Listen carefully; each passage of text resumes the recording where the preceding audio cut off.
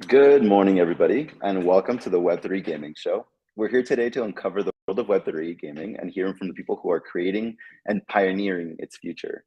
We will be exploring stories of game developers, community builders, content creators, and industry experts. Join us as we dive deep into the ever-growing space of Web3 and learn more about the movers and shakers of this very exciting space. On our fourth episode of the Web3 Gaming Show, I'm really excited to talk to Henry, the co-founder of BeyondHuman AI. BeyondHuman is an open world survival MMO featuring a combination of turn-based and real-time gameplay. It's in development and has major plans for its future. I'm currently playing its kind of social game, which we'll dive in a little bit deeper. I took a deep dive into its gameplay, lore, docs, and super hyped to talk to Henry today. Henry, how you doing? I am good. Thank you very much for having me on your show today. Of course, I'm excited to discussing BeyondHuman, giving you guys a bit more of a deep dive and an insight into how the project works. So yeah, great to be here. Thanks for the opportunity. Of course, we're always happy to highlight games that are developing in the space. And I think for you specifically, that we'll dive in deeper, being able to develop in a space in phases that make sense to the development of the game, which is again what we were talking about right before we went live. But before we dive into that, I wanted to learn a little bit more about your past experience. I saw that you were a senior digital PR manager at Activision and also at Nickelodeon, I believe. Can you talk about your experiences there and how that translates to Web3 gaming? Yeah, of course. So my background is marketing and PR, and I've been doing it for about 20 years. Started off doing music publicity, moved into TV, worked on some pretty big primetime TV shows in the UK and the US. Went over to Nickelodeon, where I worked on SpongeBob SquarePants, amongst other shows. So it was always big, that's cool. Yeah, it's always big brand entertainment for me. Working with big media organizations, big content owners to sort of market and promote their properties. And then an opportunity came up to work at Activision, and sort of being a lifelong gamer, it was a dream come true. So I worked at Activision for 4.5 years, where I worked on Call of Duty and launched Destiny in the UK. So yeah, that was a real kind of almost like kind of coming home. I never kind of considered working for a video game, despite working in entertainment for many years. I never kind of sort of considered working for a video game publisher. For me, video games was my hobby and something I'd done from the early years, playing sort of Super Mario Land as a kid on my Game Boy, then getting my PlayStation and going through sort of Street Fighter, Resident Evil, and then of course becoming a PC gamer sort of in my sort of teens, and playing a lot of Ultima Online, the MMORPG, and then losing my early 20s to World of Warcraft. I'm happy to admit. So yeah, my love of video games has been sort of persistent across my life, and now as a dad, I'm playing video games with my daughter, getting her into she's playing Minecraft and Pokemon Go a lot, but then playing games with her like Zelda Breath of the Wild on the Switch was an amazing experience to do with her. I mean, she was quite young at the time, so she would be telling me what to do and I would be sort of doing the controls, but she would do the horse riding. She was allowed to do that, or she could do that. So we're looking forward to the next the Zelda iteration on the Switch coming out. But yeah, so anyway, back to my career. So ended up at Activision, finally was working at a video game company, right in at the deep end, in a massive AAA publisher, working on one of the biggest franchises in the video game space. And wow, it was a real eye-opener. And suddenly sort of meeting some of the most incredible developers in the world, and engaging with some really sort of passionate fan bases. Journalists were wonderful. They know their stuff. You're taking this game from conception to launch and just sort of putting it out there in the world. And obviously in a company as big as Activision, Henry Clay doing the PR and marketing for the UK is a small cog in a massive machine. But you're in that machine. You get to see how it works, and it was a real experience for me. And it cemented my love of video games. And I took a bit of a sort of meandering course after my time at Activision that has taken me back to BeyondHuman today, but always definitely with my eye on video games and operating in that space. After I left Activision, I set up a talent management agency for YouTubers. I was looking after about 14 video game YouTubers at one point who had a cumulative subscriber base of around 8 million. So that was continuing working in the video game space, but as an agent, brokering deals between publishers and content creators. And then, of course, in 2017, Web3 or crypto was blowing up. And that really caught my eye. I read the Bitcoin Standard by Safety and Amos, and I kind of just sort of went down that Bitcoin rabbit hole, and my eyes were opened and my mind was blown. And the possibilities of this decentralized technology were just kind of, I knew this was it.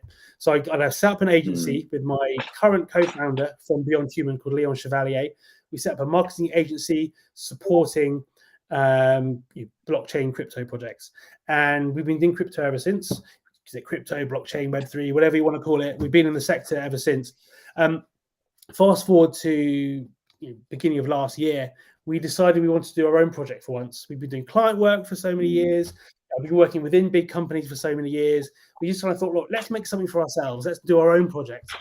And it could be anything. It could be a DeFi protocol. It could be, it could be a music NFT platform.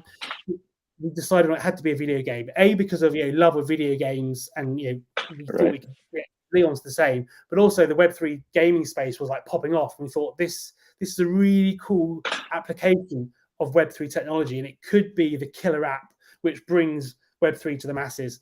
So we got our heads together and we created BeyondHuman.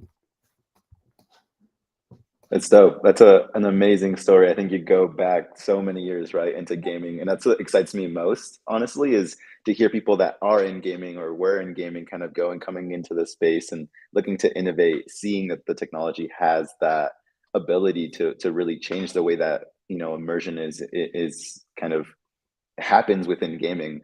What would you say, now that you're at BeyondHuman, what would you say is the mission for BeyondHuman? How would you describe BeyondHuman, and what's your overall goal for the game? Well, I mean, BeyondHuman is a unusual type of game. It's in its current formation, it's text based. I mean, you see a grid which is like a chessboard, and then you interact with other players with text. If you see the fancy graphics on our website and you think, oh great, I'm going to be playing an amazing first person shooter, 60 frames per second, I hate to admit it, but you'll be very disappointed. Maybe down the line we'll get to something a little polished. But the fact is, a couple of years ago there were projects out there who had these amazing trailers, amazing sort of in-game footage or graphics, and they were raising 7-8 figures on the promise of something which was just somebody's idea, and they created a cool website. Right. They probably got a Unreal Engine to make a cool kind of live gameplay development sort of video. And unfortunately, because the Web3 space was kind of immature at that point, people were chucking money left, right, and center, buying avatars. I'm not going to name any names of which projects, but you know who they are, spending thousands of dollars worth of on NFTs. And when those NFTs were revealed, because it was a blind mint with the reveal, they were like, what? What have I done? Why have I spent all my money on this? Now, to be fair, some of those projects have now become good, and they're starting to show good gameplay. And the AAAs of the Web3 space, they are slowly starting to deliver. Right. We didn't want to do that approach. We wanted to say, look, our game is really basic. It's really simple. It's like a game of chess, but you pretend you're a scavenger and you can do deals with people, and you play it over text in Discord. I mean, when the game truly started, it was in Google Sheets and on WhatsApp. That's how we played it. We got like, I think 8 of our friends, and we invited them to a WhatsApp group and said, here's a grid, ABC 1, 2, 3. Where do you want to go on it? And they were like, Henry, what is this? I said, just choose somewhere where you can go. Some of the squares are worth more points and some of them are worth less points. They were like, okay. So I got all these text messages coming in and people were choosing their locations. I'm like, great, this is where you all are on the map now. Now, if you want to on a square with somebody else, are you going to attack them and take their points? Or are you going to scavenge peacefully with them? And they're like, what are you talking about? But that's how the game started. It was like a group of us on a WhatsApp chat and a Google spreadsheet. And we played that for like 3 or 4 times until Leon, who my business partner and co-developer, he was kind of going, he was building, he was going, are they liking it or not? Is this good? Is there something in this? And there was, because people would be turning up and people go, I've got a friend who wants to play the game. I was like, it's just a 3x3 grid. And so we had to make the grid 4x4, had to make the grid a little bit bigger. And we had to Some people said, oh, maybe we'll put a prize in. So we go, okay, right. So there'll be a $10 prize for the winner. So people started getting serious. They wanted to win. So 10 people went to 20 people, and people were just like loving it. I say, when's your next game? When's your next game? So we realized we had something which had kind of proven its kind of proof of concept, really. I mean, it was Right. like I say, it was just on WhatsApp. So while this was happening and we saw people enjoying the game, we said, right, we've got something here. Let's create the platform. So the BeyondHuman platform was created. It was very basic in its early stages, but we allowed people to connect their Discord and play a digital version, everything in one sort of platform.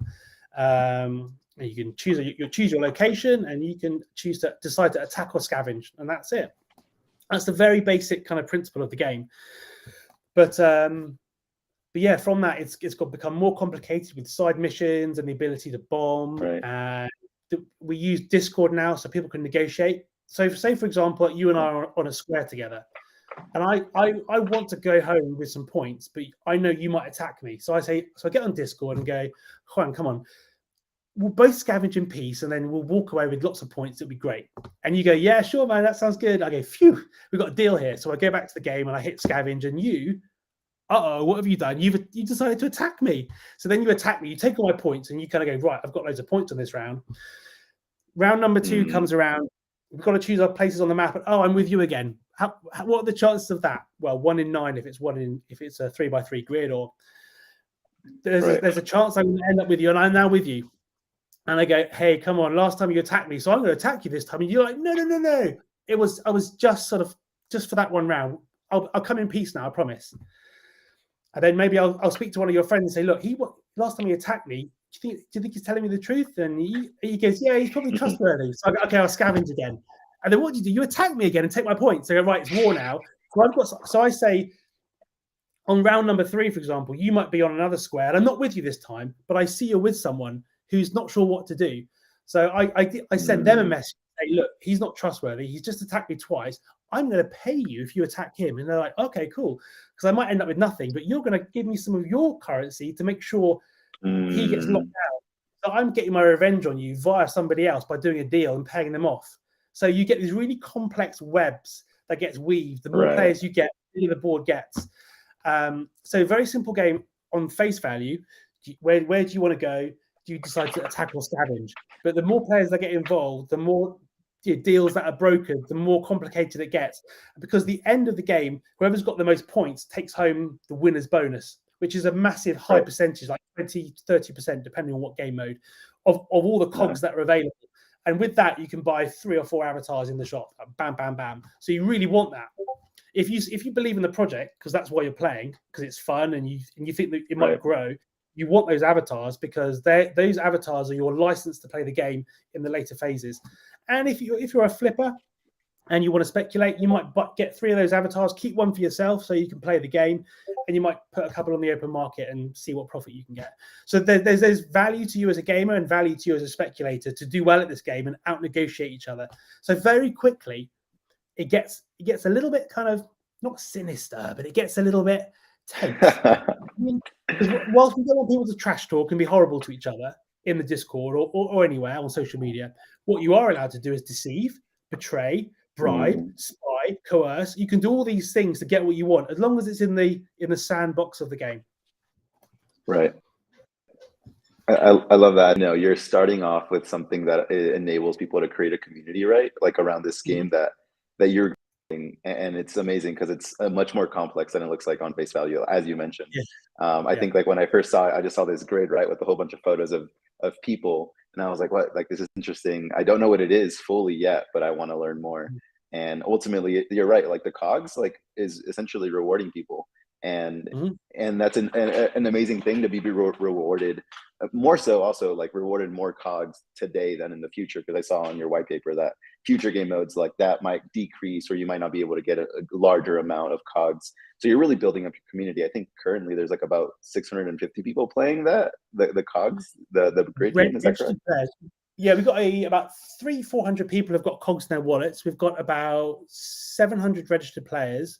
It was up to 900, but we did a bit of a cull from either players who never actually took the final steps, or people. There were a few kind of dodgy accounts that we've removed out. So we're down to a nice core, community, and we've never done any growth hacking. We've never done any incentivized engagements or sign-ups. We've only grown through people who enjoy the game and tell people that, tell their friends. And you see some projects out there with 10,000 members of a Discord, 20,000 followers on Twitter.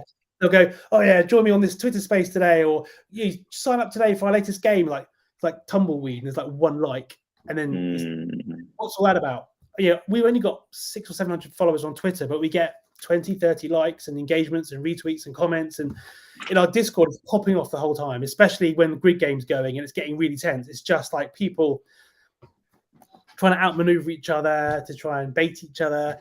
There's a little bit of bragging going on, but it's fun. We've created a really kind of vibrant community with some teams that are assembling now.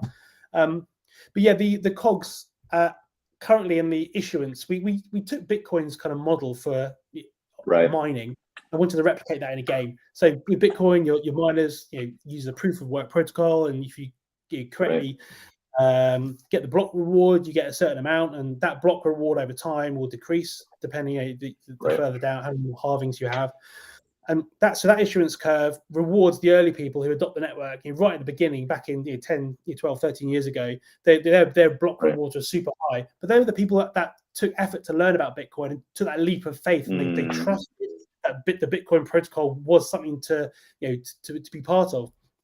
So the same mentality in BeyondHuman, the early community who play the game, they'll benefit from an issuance curve, which is really, so the games pump out quite a high amount of cogs at the moment. But when you join later on, you'll get less. But hopefully, if the game's got bigger, that small amount will be worth more, in game terms. So it always balances its way out. So the mining reward these days is tiny compared to what it was 10 years ago with Bitcoin. But the Bitcoin is worth more. So it kind of balances out.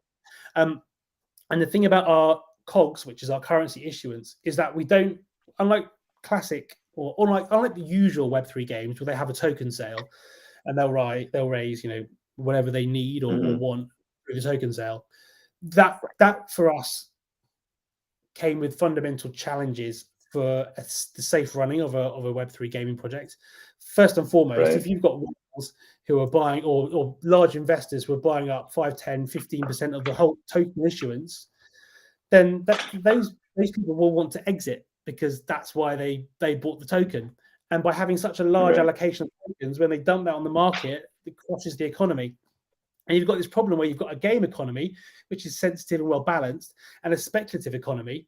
And traditionally, you would have, they would be two separate things. The World of Warcraft gold is not the same as equity and Blizzard. They're two separate things. But Web3 for some, those two things together. So you've got people buying into a company to speculate on it, and you've got the game economy of the same thing. Danger. I mean, that's such a risk.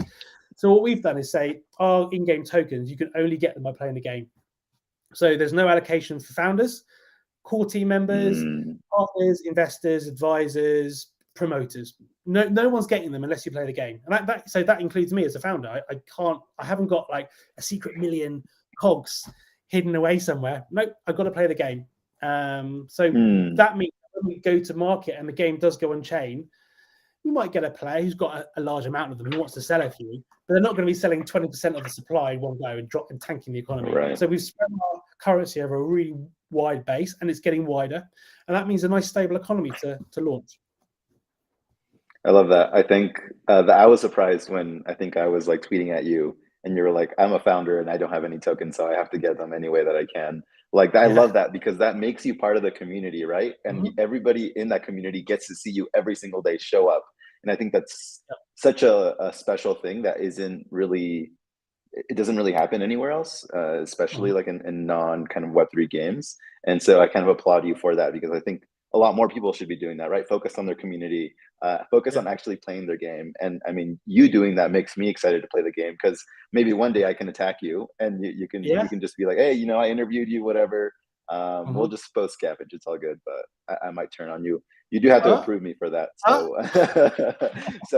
you got to do that after.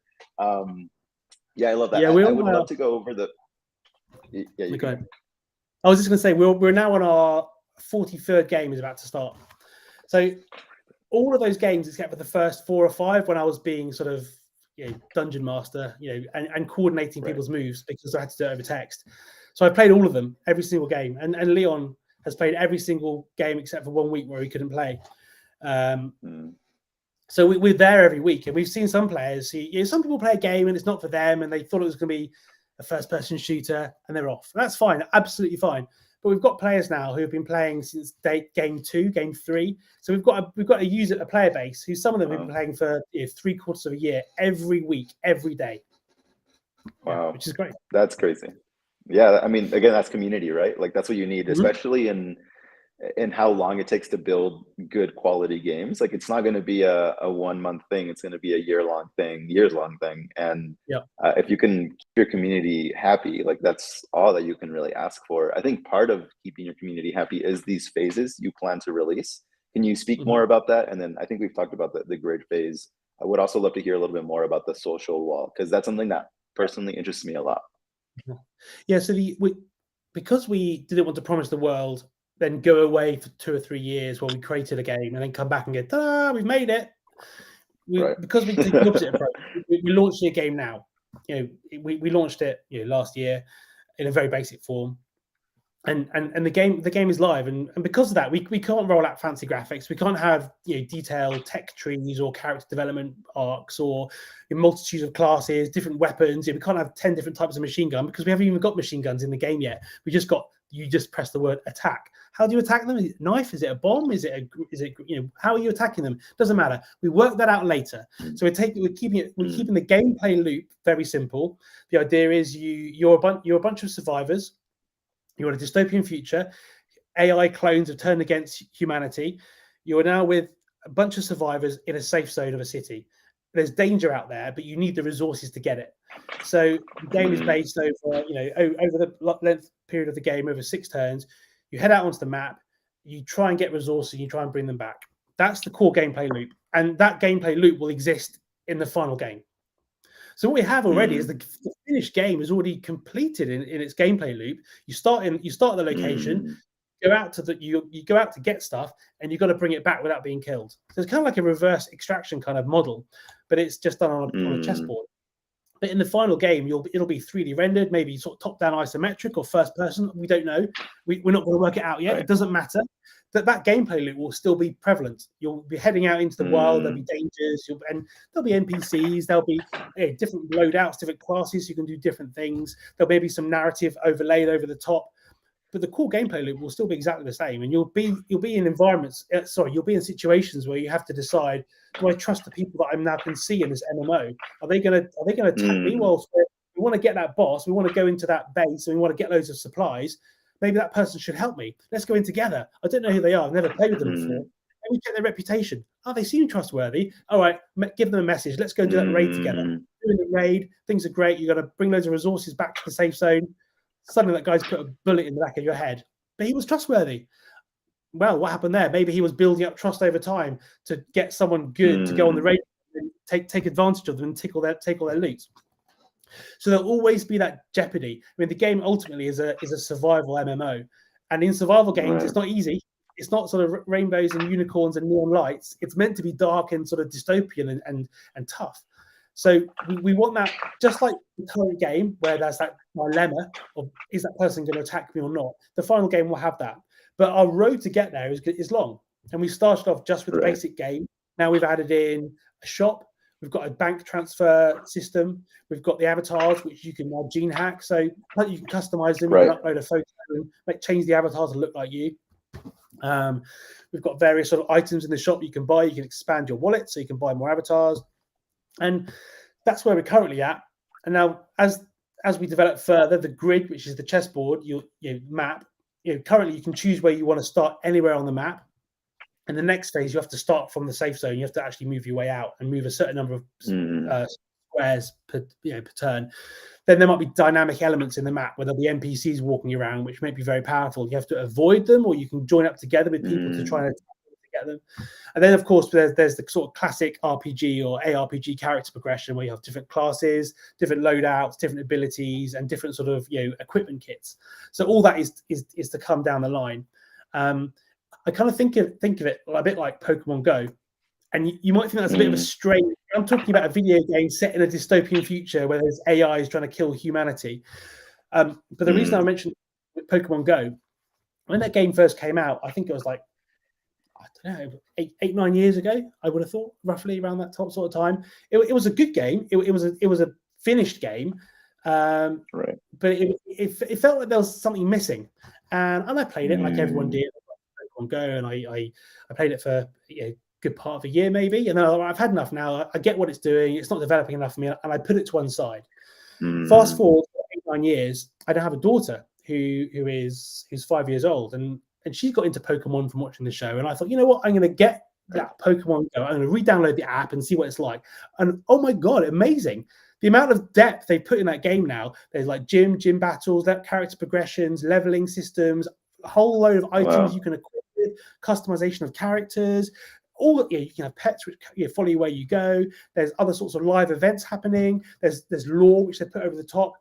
So the reason why I mentioned, you can probably guess why I mentioned it. From that very basic game, which was very good in its inception, they've just built and built and built and built and built, and they've grown their community. The hype's gone. I mean, when it first came out, everyone was playing it, and then the numbers dropped. But those numbers over the years have started to grow as the game got better and it's developed. So we want to kind of take that approach. We want to continually build, always iterate, always sort of, if we go down the wrong path and build something people don't like, we'll take it away. That's okay. We'll listen to our community. The game is their community. The game is owned by the community.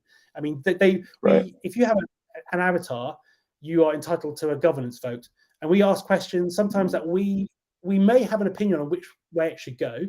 But ultimately, we're making a game for the community. So we kind of put things out there like, should we introduce this sort of move? Should we make this available in the shop? And they will vote. Sometimes they will align with what we think. Sometimes they won't. We'll be like, oh, that's a bit disappointing because we thought that would be cool. But look, the community wanted it to go that way.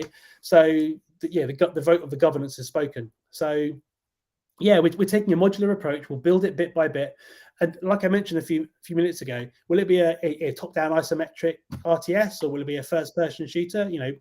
We don't know. We're happy to not commit to that at this point in time, because as long as people are buying into the gameplay loop and the mechanics, how they can experience that shouldn't be too important now. I mean, when a year down the line, if we decide to do top-down isometric, and there might be a group of people who thought, hang on, I thought this was near FPS. I'm not going to play anymore. That's fine. But those people who don't like the final visual will be in a minority, because they've bought into the real bit of the game, which is the psychology, the negotiation, the game theory. Right. Yeah, that makes sense. I think one of the things that I love is that phrase, which is like, we don't know how we're going to build this out. What we do know is that we're going to do what works, and what works because you're starting to do that today. There's a lot of founders that are like, we promise that we're going to do X, Y, Z.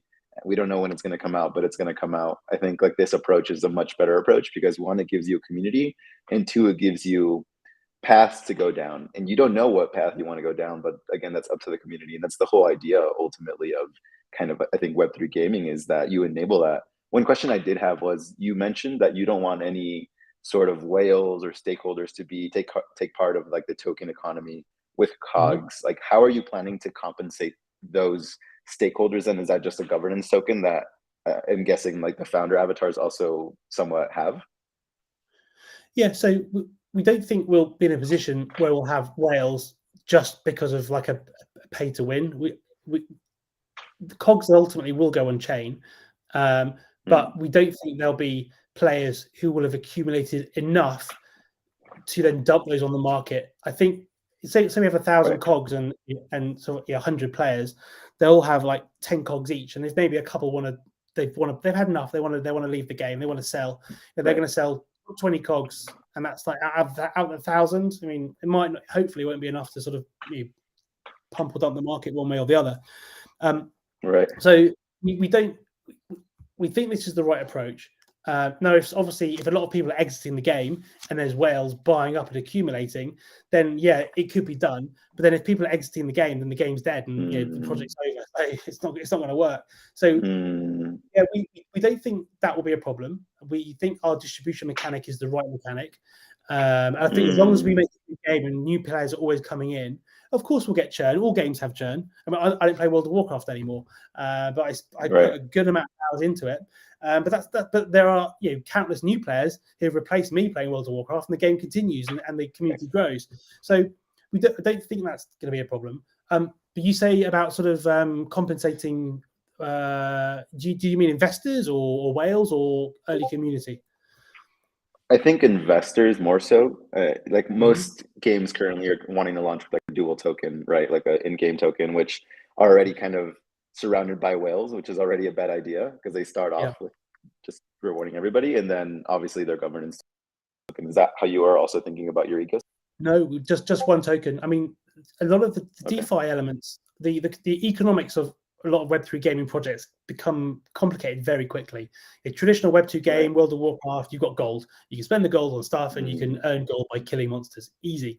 When you start bringing Web3 gaming ecosystems, you've got the game economy, and then you've got this, like we mentioned before, you're mashing the two together, which is dangerous. So, but we still sell Web3 gaming. We want players to be able to exit and sell those on a third-party market if they want. So we are kind of dipping our foot in that water, but we're not going to raise capital by selling tokens. We're just not. So we won't have investors who hold. So we're not going to sell large amounts of tokens to individuals / investors who will then have a big stake in the company.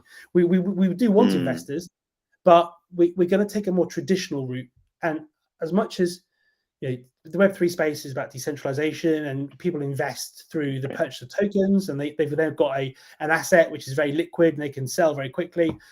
Web3 projects don't tend to go down the equity route because that involves contracts and sort of other complications around jurisdictions and various periods of time, which you can or cannot sort of cash in equity, and it gets complicated. So people love Web3 because you've got a token, and if you've invested in a project and you don't want to be anymore, you just sell it on the open market. Right. But because we're not making tokens available to investors, we're having to go down the equity, and we are exploring the equity route as a way for growth in later phases. So we might not get the classic Web3 VCs who are interested in it, but I think because we've taken the right approach, we've got a good community and a good game, we're more likely to attract the attention of a more traditional video game VC who understands what we're trying to do and is willing to sort of invest. So that's the route we're going to take. I mean, nothing's set in stone, and we'll again cross these bridges when we come to it.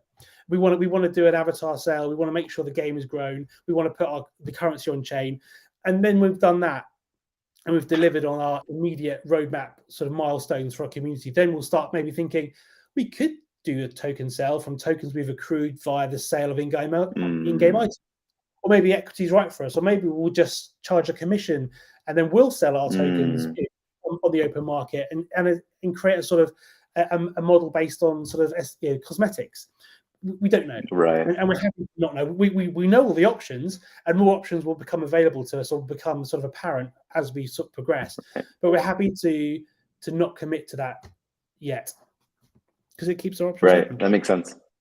Right. I like the saying, like, we just don't know yet. I mean, that's perfect, and I love this route either way. I don't think that Web3 VCs would not be interested by contrast. I think that they might be even more interested because everything that they've currently put money in is either down the drain or just like struggling because of that speculative market and also their kind of in-game market, which, like as you mentioned, don't go well together and has never gone together either way in a traditional digital economy, even if it's off-chain.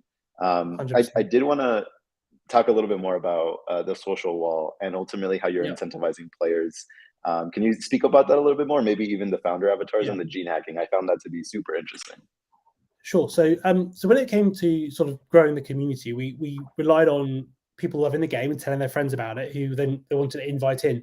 But we, in sort of the mindset of growth hacking, we wanted to incentivize that and put a bit of fuel on that fire.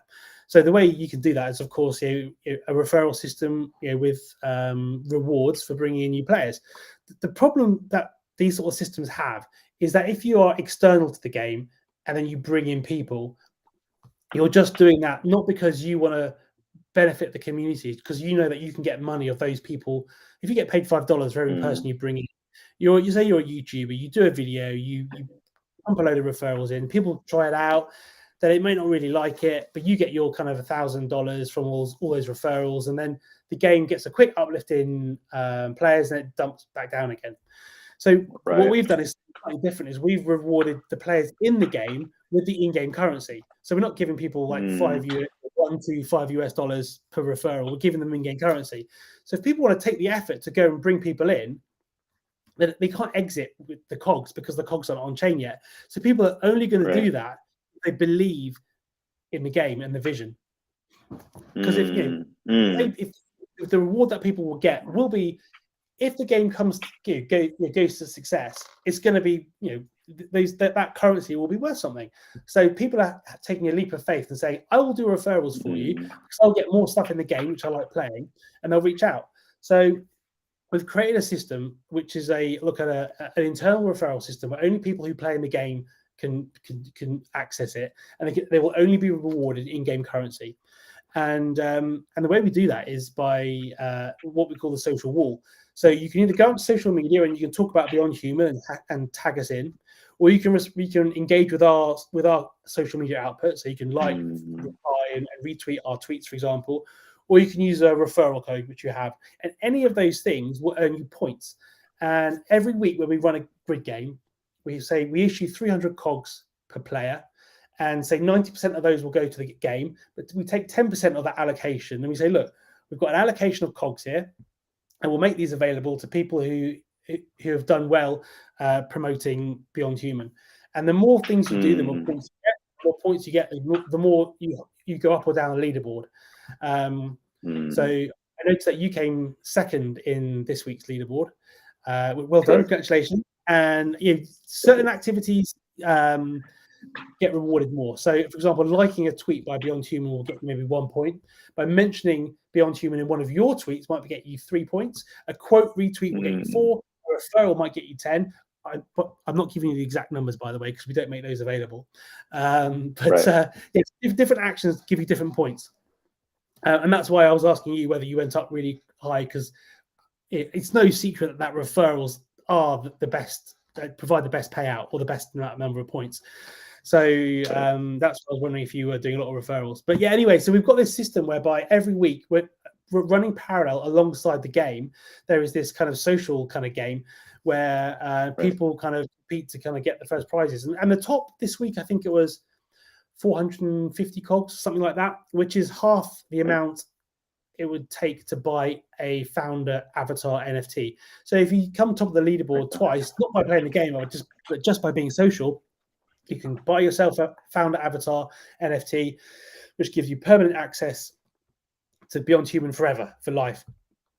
It gives you the ability to buy an access pass. It gives you priority in future NFT sales. It gives you governance rights, and it allows you to play the game at the beginning when the issuance of cogs will be at its highest. So lots of benefits that come with that. And you've got that if you just want to do the social wall, you can just do the social wall, and that's absolutely cool with us. But grid game is fun, and I wouldn't recommend it. No, I totally agree. I mean, I think like for me, it was, I joined the website, kind of logged in. Again, I was waiting for my entry into the game. And so as I was waiting, wanted to promote this podcast and created that tweet, and I think it kind of blew up. And so being able to, I think, do that adds like a social interaction feature for your ecosystem. And I think I read in your white paper as well, like social interactions are going to be very important within your gaming ecosystem in the future. So I love that, the social wall, because it adds that on to, outside of Discord, which is what I think is very important, because social media is a great way to funnel people into your community. And you best believe that that's what I'm going to start doing, so I can get more founder avatars and obviously more cogs. Well, you have read the white paper, because that's exactly what it says. I mean, the social element is key. I mean, MMOs are great. You go on amazing adventures, you go on wonderful quests, you build your characters up, but it's an MMO. You're doing it with real people, and currently the game, Exactly. like in its current iteration, it's like a chessboard, and you choose one of two options. It's really basic. So we needed some way for people to negotiate. So the negotiation doesn't happen on the website; it happens in Discord. So we've got 2 channels for negotiation, and so we kind of like bootstrapping. We said we need a chat module for negotiation for the game. We'll do it in Discord. We need a marketplace or a social hub, like a social area for people to chat. Oh, we use Twitter for that. So we're using all these other platforms at our disposal, and ultimately the negotiations will migrate into the game, and ultimately there will be social spaces in the game where people can chat in local area chats. Of course, we'll have all that, but for now we don't have that. So we're a team of 2, and we're having to do as much of it as we can. So if those tools are available to us, then we'll use them. And we think Discord's set up perfectly for communities, and Twitter's set up perfectly for broadcasting your message to the world and bringing in new players. So why not use those 2 platforms, especially given Web3 gaming tends to be Discord and Twitter is the perfect combo. Exactly. I mean, and then you add on to that, giving people the ability to, 1, get their founder avatars, but 2, gene hacking. Can you talk about that a little bit more? Because I think it makes me want to get to gene hacking, because then I get a more personal avatar, obviously. Yeah. So the avatars there's 1,000 in the founder collection, and they're all created through this really cool kind of hybrid model of AI generated art and sort of traditional, more kind of photo editing. And these are done by Leon, my co-founder. And they're not something that they get churned out by the AI. They're something that take a while, hours to, not an hour per avatar, but certainly, close to that. But these don't get churned out quickly. So there's a lot of man hours to create these, because they're not like the classic Bored Ape Yacht Club where there are lots of layers. They are, each one is unique. They're not composite. They're not layered. They're unique, flat images.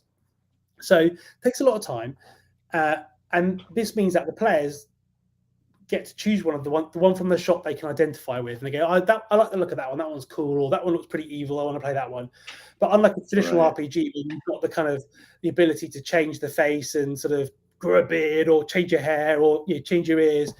We don't have that, because you're given an avatar which you've bought a personality, as opposed to injecting your own personality into it. But then we kind of thought that people do like to customize.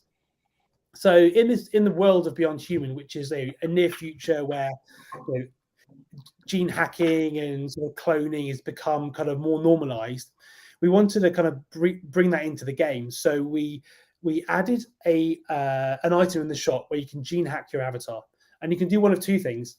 You can either gene hack an avatar you've purchased already, and you can send in a photo, and we'll make the avatar look more like you. So my Twitter avatar, which is what I use in the game, has a resemblance to me. It's not me, because I did a gene hack, but you can't make it look like you perfectly, but you can get it kind of looking more like you. So you can feel a kind of a personal sort of identification with your avatar. And the second thing you can do is you can buy a head of the family, which means you can create an avatar which looks pretty much like you, and then that avatar will then marry other avatars in the collection and have children. So you'll have like a whole load of avatars which share your genetic similarities. So we did that as well. That's not currently available, but yeah. So if you're kind of more like, I want a personal experience for me, you gene hack your avatar. If you're a bit of a megalomaniac and you want your avatar to be everywhere, then you buy a head of family, and then that avatar there's currently 4 generations of family. Those avatars your genes can go into 4 generations of avatar. So some people like that. No, I like that. Again, it's all about immersion, right? I think that's what I recently have been posting a lot more on LinkedIn, and a lot of traditional Web2 kind of game developers are like, where is Web3 creating more immersion? Obviously, it's about ownership, but when you add features like this, it's like, not only do I get to impact my own ownership of my own NFT, but ownership of others, especially if I'm head of family. It's like, oh, that kind of looks like me. That's kind of weird, but also fun at the same time. Yeah, I mean, that was the conundrum, because like classic Web2 gaming, you make your own character, beards, eyes, hair, face, whatever. Web3, with the avatar model, the PFP kind of accepted form of collections, you can't change those. but we kind of wanted to bring in an element where you could. So there's a trait on that collection where we will say gene hacked yes or no, and when we finally roll this collection on chain, that will be a trait. So the more people who've gene hacked, that trait will become maybe less rare or maybe not rare. Currently, a gene hacked avatar is very rare. If loads of gene hacks were sold and it became the most common kind of form of avatar, that's unlikely to happen. But if that were to happen, then the pure ones who've not been gene hacked, then they'd be the more rare. So the rarity of that trait is dynamic, which is a cool little sort of twist on the traditional kind of traits. The other element is the traits the avatars have aren't judged on how aesthetically pleasing, shall we say, attractive these avatars are. So you could have super rare ones, which are so the trait could be if they have locations, skin markings, family, and if they've got a name or a bio.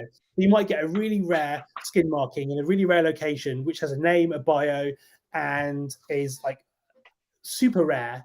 But it could be this really kind of like gruff, like hench, like old dude with like a beard and a scarred eye, and they could be like a really sort of attractive young guy, for example, who just be really common. So then you've got an interesting dynamic: is like what's going to sell for more on the open market? Is it the one with rare traits or the ones which are more aesthetically pleasing to the market?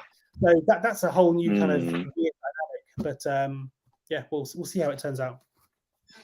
No, I can assure you that I think it'll turn out great because I'm already thinking like, all right, I want to be head of family. I want to gene hack my way into this and that. So it gets me excited, and I know it's going to get other people excited as well. Nice. In terms of referrals, this is kind of just personal. Like, is there any way that we can just share like a referral link, or does it have to be, or is there any other way? Yeah, so to bring new players into the game, we do require early access application. We're happy to grow slowly. We're happy to grow organically. We know a lot of Web3 gaming projects out there. Like I say, they've got 10,000 followers and they're no chat. They've got 20,000 followers on Twitter and they'll do a tweet and they get one like. We're fortunate enough. We've got a small community, but we've got so much engagement, and we want to keep it that way. We don't want to flood our community with just flippers and people who speculators or botters or multi-accounters. We want to keep every individual who comes to our community. We want them to share the vision. We want them to contribute to the community, and they want to be a member of the wider web community. So we do a few little small checks. But yeah, by and large, your referral code, you can drop that anywhere you like on social media, to your communities, in your newsletter. If you're a YouTuber, you can you drop it on your YouTube channel. You do what you want with it. And if those referrals are successful, you'll be rewarded on the social wall. You'll earn more in-game currency. But yeah, I mean, there is a selection process. So we do. Right. For example, if we get an entry from a Discord account which has been made that day, it's kind of a bit suspicious. If people don't have a Twitter account, we don't like to penalize people who don't have Twitter accounts. But Twitter is so sort of core to what the game is currently. It's social. It involves. It's kind of like if you've got a great Discord, you're clearly a member of a lot of communities, and you've kind of told us why you love our game in so many words, and you're bang on the money, then yeah, you can come on in. But if your Discord account was created today and you've got a Twitter account which talks about bakery, and you're not a member of any of the guilds that we're members of, and when we ask you why you like BeyondHuman, you say good game, you're not going to come in. Sorry. Later on, when you have to buy an avatar to play the game, then sure, yeah, you can pay. But at this point, when it's free, we want to ensure that the quality of players we have is good. So we have a very sort of a fair but simple kind of application process to make sure we're getting a really good quality of community come in. Yeah, no, that makes sense. Cool. So I've asked you a lot of questions about your game. We only have 10 more minutes, so I want to ask some more kind of generalized Web3 gaming questions before ending it off. Would love to learn a little bit more about how you view, on your perspective, like what the major challenges are for kind of blockchain gaming now, with your experience, obviously, in kind of Web2. Yeah, so I mean, the ecosystem of chains is a challenge. BeyondHuman is not on chain currently because we wanted to build the game in the community first, with the promise that we will be on chain at some point in the future. But we're at that critical point now where we need to choose our chain, and we've been sort of working through this for weeks now, analyzing all the chains, looking at all the layer ones, the main nets, seeing which is the right one. Is Ethereum versus Solana? Solana was big last year, but seems to have taken a bit of a hit. Projects have migrated away from Solana and now sort of building on Ethereum. Ethereum layer 2s are going great guns. Immutable X, Arbitrum, Polygon. I mean, the ecosystem is great, but it provides, from a developer point of view, challenge, because it's not just about the tech, it's about the communities as well, and the roadmaps and the investment. So Immutable X has got an amazing roadmap, but the community is smaller than Polygon. I mean, Polygon's got a lot of capital behind it, really big names who are kind of leading the charge. And then you've got Arbitrum, which has kind of been doing its thing in the background, and until recently when it did its airdrop, and now it's suddenly everywhere. Arbitrum has treasured DAO, which I have a lot of respect for what they're doing. So all these cool things going on, and you're like, oh yeah, Polygon's doing some great stuff, and now they're partnered with Immutable X, and Arbitrum has now just done this. It's like, where do we build? And that's a challenge, from a development point of view, to draw a line in the sand and say, look, now we decide and we move on. And then from a gamer, and this is to answer your question, from a gamer's community perspective, I think when you're faced with all these different chains and all these different coins and different protocols and different wallets, that's a real turnoff. Even for a Web3 gamer, it's a bit cooler. You might get just Solana gamers or Polygon gamers because they can't be bothered to manage two sets of wallets. Now, if you're a Web2 gamer confronted with that, oh my God, it must be a real kind of where to start. And we know that gamers are technically literate. They're extremely kind of competent. They make PCs. They deep dive into the most complex video games. They learn how to spot all sorts of opportunities. But it's still a bit of a faff when you're faced with the variety of Web3 wallets out there to kind of to work out what's best. So I think as the years go by, we're going to slowly there'll be more consolidation. Maybe one layer one will become the dominant de facto blockchain of choice. I think it will be, and I think it'll be Ethereum. I think then there'll be a little battle for layer 2, and we might get one or two kind of dominant L2s, and maybe or maybe just one. We might suddenly we find there is the preferred blockchain and layer 2 of choice, in which case it'll be a lot easier for gamers.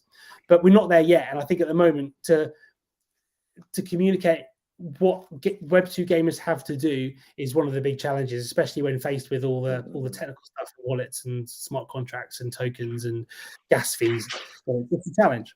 So I noticed here FUD0 asked, like, what could you discuss on the strategies involved in onboarding traditional Web2 gamers? So for BeyondHuman, currently we're not on chain, but we're going to be on chain and we're going to be technical. But then once we've gone out of this phase, we're then going to put the Web3 stuff into the profiles and make it maybe email and password login. So we then switch it around.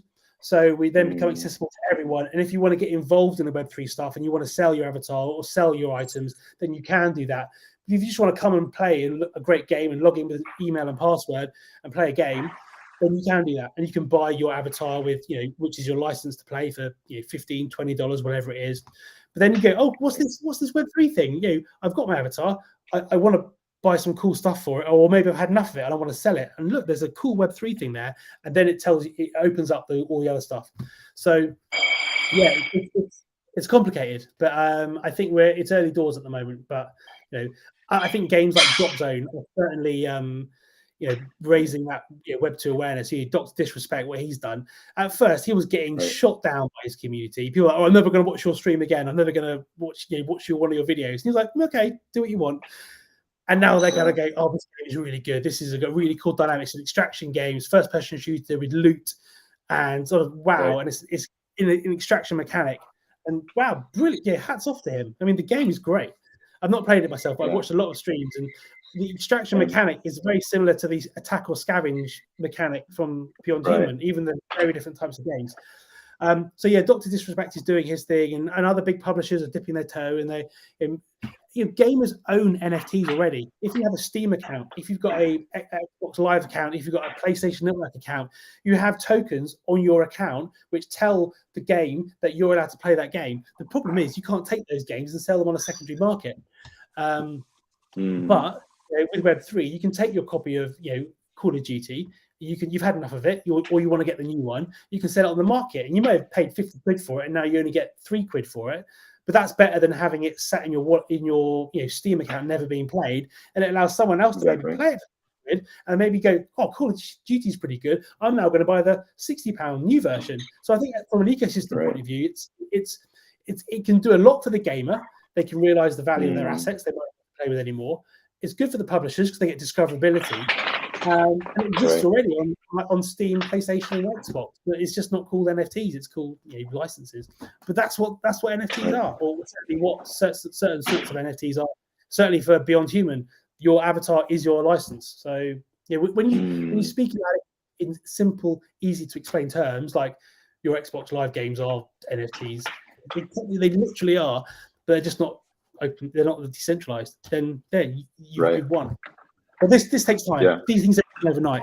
But compared to where we were 1 year ago, 2 years ago, massive strides, massive leaps forward, and it will only get better. I mean, I didn't go to GDC this year, but the sentiment I've heard from a lot of people who did have said that they were expecting Web3 backlash and Web3 hate, but there was a lot more openness to discussion, interest, and excitement about Web3. So that alone, when it's in the GDC sort of space. If that's happening at that level, that will build through into the wider mainstream sort of space as well. So it's going to happen, I think, but how it will look, we don't know.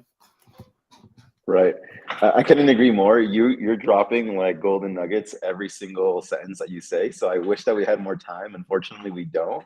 But I wanted to end off with giving you an opportunity to just kind of talk a little bit more about how people can get involved with BeyondHuman, ultimately follow you and get involved into the ecosystem that you're building that already has a great community. Yeah, so I mean, the first thing is go to beyondhuman.ai and check out the website. Have a little look. If that sounds like the sort of game you would like to sort of dive deeper into, then maybe check out our wiki. And there's a link to the wiki on the website. It's got lots of information about the game's vision and how all the game systems work. And then hit up the Discord, apply to get access to the game and join. The community is extremely welcoming. Grid Game itself can be a little bit competitive at times, but that's fine. And get involved. It's really simple. The game you don't need to pay to play. You don't need to provide us with your wallet address or any tokens. All you need is a Discord account, and then it only takes 20 seconds a day to play. 20 seconds. Yep. Nothing.